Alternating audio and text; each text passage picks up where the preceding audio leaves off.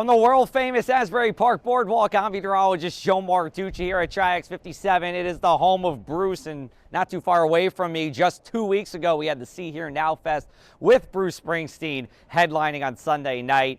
Lots of people were here in Asbury Park. It's always a great time being here because Boardwalk's a nice size. You can walk up and down it pretty easily. Lots of good restaurants, too, and all different kinds of restaurants, from high-end fancy restaurants to your taco joint on the boardwalk. Lots of good stuff here. So let's start off with our drought monitor because we just had our latest update on Thursday, and a little more of the Jersey Shore is now in that first stage of drought. We call that moderate drought conditions.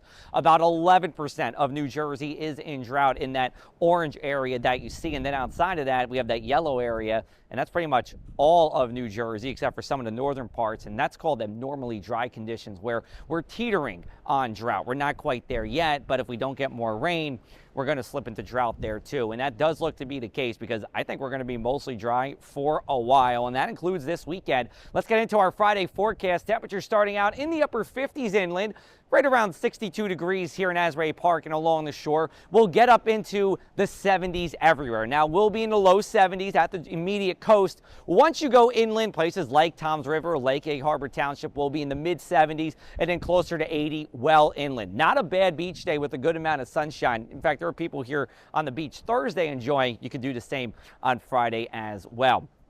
We take a look at our Friday night forecast. Again, it's going to be dry here across the area.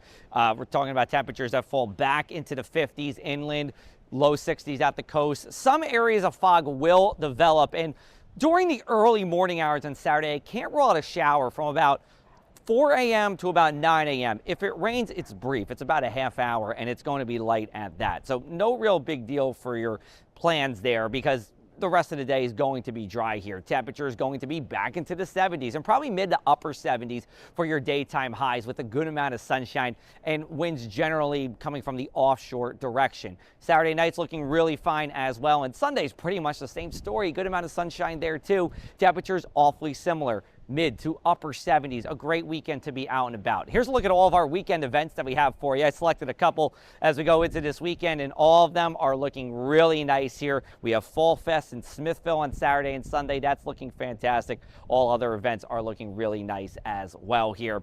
I'll toss in a little Rutgers football forecast for you as well. They're taking on Nebraska in Lincoln, Nebraska.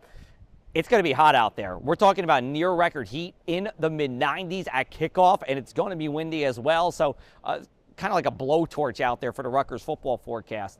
Now, you might be wondering, Joe, we need that rain. When are we going to get it? We do have another round of rain coming early Monday, but this is going to be light and not that long lasting.